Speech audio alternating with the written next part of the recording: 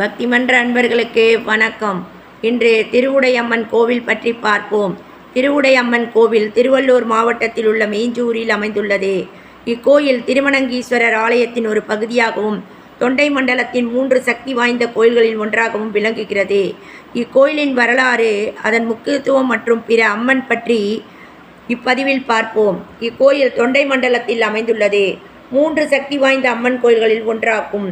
மற்ற 2 கோயில்கள் திருவொற்றியூர் வடிவுடையம்மன் மற்றும் திருமுல்லைவாயிலில் உள்ள கொடியுடையம்மன் கோவில்களாகும்.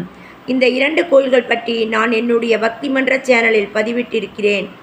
சப்ஸ்கிரைப் செய்தால் என்னுடைய பதிவுகள் எல்லாமே பார்க்கலாம். இக்கோயிலில் உள்ள திருவுடையம்மன் இச்சாசக்திக்கு அர்ப்பணிக்கப்பட்டுள்ளார். அதாவது மக்கள் தங்கள் விருப்பங்களையும் தேவைகளையும் நிறைவேற்றிக் கொள்ள இங்கு வந்து வழிபடுகிறார்கள். இக்கோயில் திருமணங்கீஸ்வரர் ஆலயத்தின் ஒரு பகுதியாகும் மற்றும் அவரது துணைவியாரான திருவுடையம்மனுக்கானது.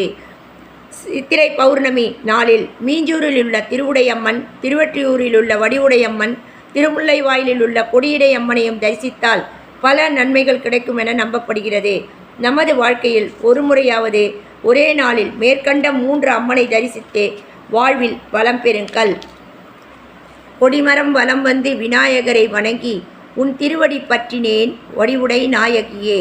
வடிவாம்பிகே ஞான வடிவாம்பிகே, வடிவாம்பிகே ஞான வடிவாம்பிகே, சிந்தையில் அமர்ந்தாயம்மா என்னை சிந்திக்க வைத்தாயம்மா, சிந்தையில் அமர்ந்தாயம்மா என்னை சிந்திக்க வைத்தாயம்மா, இரும்பானை என்னை கரும்பாக்கினாய், இரும்பானை என்னை கரும்பாக்கினாய், எளிதான பொருள் தந்து கவியாக்கினாய், எளிதான பொருள் தந்து கவியாக்கினாய், வடிவாம்பிகே ஞான வடிவாம்பிகே, வடிவாம்பிகே ஞான வடிவாம்பிகே.